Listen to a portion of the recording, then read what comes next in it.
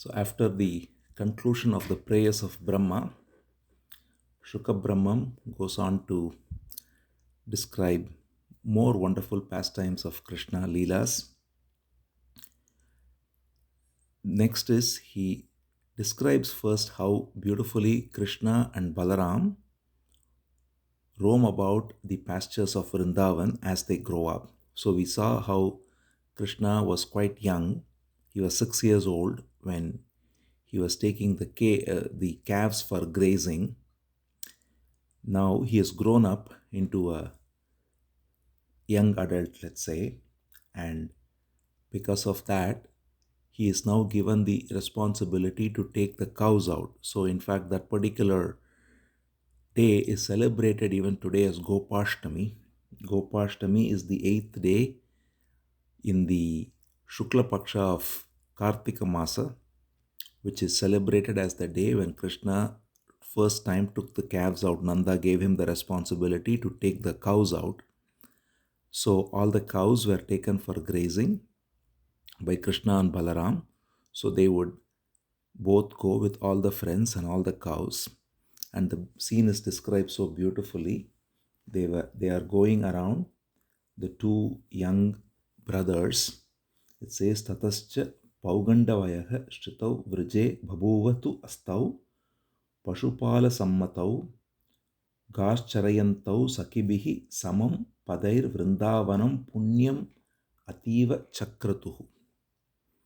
It says the two friends, the two brothers, the two dear lords. Here it says they were making the sacred ground of Vrindavana more and more sacred by putting their lotus feet on the sands of Vrindavan. Vrindavanam Punyam Ativa Chakratuhu. So there it says Madhava was having the Venu with him. The whole scene is described so beautifully by Shuka Brahmam. Krishna would have his flute, which is the Venu, tucked on his waist, and he would have a bugle or a horn in his hand, and he would call out all the cows, all the friends, everyone will come out, and they all go about and they go into the forests of Vrindavan. The cows will be grazing while Krishna and Balaram and all the boys will be playing various games. And beautifully here, Shuka Brahmam describes how Krishna would glorify Balaram. So, Balaram being the elder brother, Krishna would always give the utmost respect to Balaram. And here he says, looking at all the beautiful nature and all the wonderful forests of Vrindavan, he says, look, O Balaram, all these trees are full of fruits and bending down. They are bending down as if to offer their obeisances to you. All the bees and the birds are swarming. They are all coming here to get your darshan. And everyone here is delighted looking at you. So, of course, everyone is delighted to look both at Krishna and Balaram. And yet Krishna, as the younger brother, beautifully glorifies Balaram. And not only that, when they walk around in the grounds of Vrindavan, anytime Balaram gets tired, Balaram would sit down and Krishna would take his feet on his lap and give him a gentle massage so that Balaram feels relieved. So, as we may know, when Ram Avatar happens, Lakshman comes, the Adisesha is Lakshman, who's therefore also called Ramanuja. Anuja means the younger brother. Ramanuja means the younger brother of Ram is Lakshman, who would always take the feet of Ram and massage him in the forest and did such wonderful service. So Krishna here reciprocates by the same Adisesha who has now come as Balaram as the elder brother. Krishna shows the way by how to offer respect. So he would take Balaram's feet. In Krishna avatar, Krishna is Ramanuja because Rama is actually Balaram here. And therefore Ramasya Anujaha is here Krishna. So as Ramanuja, Krishna offers the utmost respect to Balaram, taking his lotus feet on his lap, massaging him. And this is the way he does throughout his avatar. We'll see in many places whenever a great rishi comes, a sage comes, even in Yudhishthira's court, when all the great rishis assemble, Krishna and Yudhishthira will both wash the feet of the rishis and massage their feet and give them the utmost respect.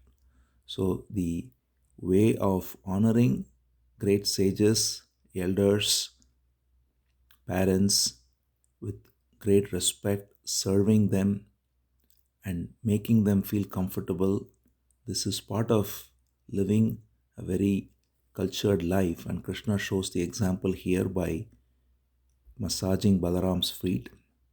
And in this way, they would both roam around in the forests of Vrindavan, giving delight to all. And Krishna would be in the banks of Yamuna playing all kinds of games. They would play. Krishna would blow the horn and he would go behind the cows. Sometimes he would imitate dancing like a peacock for the joy of the friends. He would sing suddenly beautifully, and everyone will be enchanted and still. Not only the boys who are with him, but even the birds and the peacocks and the monkeys, everything will be completely still. The whole of forest will be so still when Krishna plays his flute and sings. So in this way, Krishna is enhancing the joy of Vrindavan. There is a beautiful bhajan which captures these lines. It's a very famous one. It says, Yamuna Tira Vihari, Vrndavana Sanchari, Govardhana Giridhari, Gopala Krishna Murari. So these pastimes are captured in this beautiful way in so many bhajans. This is one of the many where he says Yamuna Tira Vihari. He is the one who is playing in the banks of Yamuna. Vrindavana Sanchari. He just roams around in the forest of Vrindavan.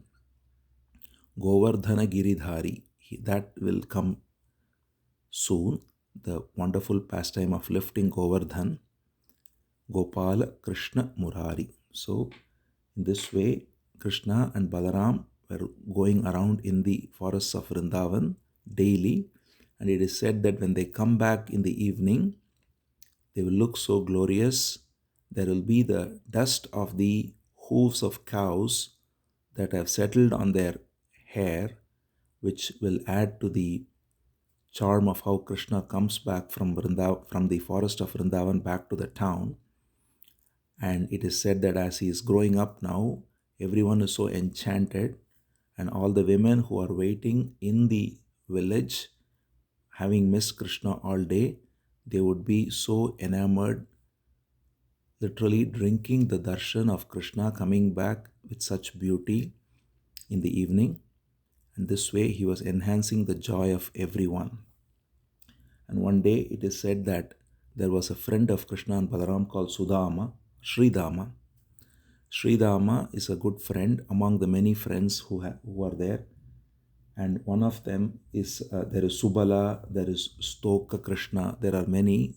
One of them is Sridama, and Sridama tells Krishna and Balaram, Hey Krishna, hey Balaram, there is a beautiful forest nearby which has got the most sweetest fruits we have been told. But unfortunately, there is a demon called Dhenuka who is not allowing anyone to go into the forest. We would love to taste those fruits, and the cows will also benefit greatly from grazing the grass of that forest. Can you help us? He says beautifully, Rama Rama Mahabaho, Krishna Dushta Nibarhana, Ito Avidure Sumahad Vanam, Talalisa Sankalam. He says, Hey Rama, Mahabaho. So, O Ram with greater strength, that's here referring to Balaram. Krishna Dushta Nibarhana, O Krishna who removes the wicked. Please help us. We would love to go to that forest. We have been told a lot about it and we would love to eat, but this Dhenuka is supposed to be tormenting everyone. Dhenuka is a demon in the form of a donkey. So Krishna and Balaram say, sure, they go all to that forest. And when they go to the forest, Balaram immediately shakes a giant tree and all the fruits fall down and everyone starts eating. Sure enough, this Dhenukasura, who's a ferocious demon, he comes to attack, and he comes with great force. But Balaram, in this time it is Balaram's Leela, so Balaram simply turns around, let him cross him, immediately grabs his hind leg and then tosses him around and throws him with such force against a tree that he falls dead instantly. And not only does he fall dead, it is said that because of the force with which Dhenukasura was thrown against the tree, the very tree gets uprooted, falls down, and all the fruits are down, and all the boys enjoy the fruits, and they have a wonderful party there, enjoying all the great sweet fruits, and the cows are happy, everyone is happy. They come back and they all tell, as always, today we had Dhenukasura killed by Balaram. So every time they come back home, they say, today Aghasura was killed by Krishna. Now today Dhenukasura is killed by Balaram, and so on. Dhenukasura is again, every demon that is killed by Krishna is also symbolic in its own way. So Dhenukasura, being a donkey who is guarding all these fruits and not being allowed to use by anyone, represents the quality of constantly working and hoarding without giving anyone anything. So this is also another aspect of the ego, that is working like a donkey, hoarding money but not letting it be shared with anyone. So that tendency is what Krishna kills here, or in this case Balaram kills here. So that's also the symbolism of Dhenukasura. So after Dhenukasura is killed, again they continue with their daily pastimes, and one day it is said that when they walk, and this particular day Balaram doesn't accompany them, Krishna takes all the cowherd boys and the cows, and they go to Yamuna. They go to a particular part of Yamuna where suddenly the boys are all very thirsty, so they say they'll go and drink the water. But the water looks very suspicious. Regardless, the boys go and drink the water. And as soon as they drink the water, they all fall dead. And the cows also, which are on the banks of the river, they sip the water and they all die too. Krishna comes there, sees immediately what has happened, and then he, through his yogic power, it is said he awakens all of them back from death. So we saw Krishna awaken the boys who had fainted within Aghasura's stomach. We saw him awaken the boys who had been locked up by Brahma in a cave for a year. And here he literally awakens them from death, it is said. So Yogeshwara is the name of Krishna. That's why even in Gita, the last shloka ends with Yatra Yogeshwara Krishno, Yatra Partho Dhanurdharaha. So the great Yogeshwara Krishna, who's got all the siddhis, he effortlessly gets them out of death, it is said. And then he looks at the water, which is uncharacteristically for Yamuna, because Yamuna is such a sacred river, but Yamuna is looking very dark and poisonous. And so Krishna clears the poison out of the river. So this is what Shuka Brahmam says. So immediately Parikshit asks the question, what is this reason for the poison to be in the river? What made the boys all die that Krishna had to save them? And how did Krishna get rid of the poison from the river? So Shuka Brahmam then responds by saying, there was a snake called Kaliya, and it is the snake Kaliya that made the whole river of that part poisonous, and how Kaliya was subdued and the poison was removed will be the next Leela.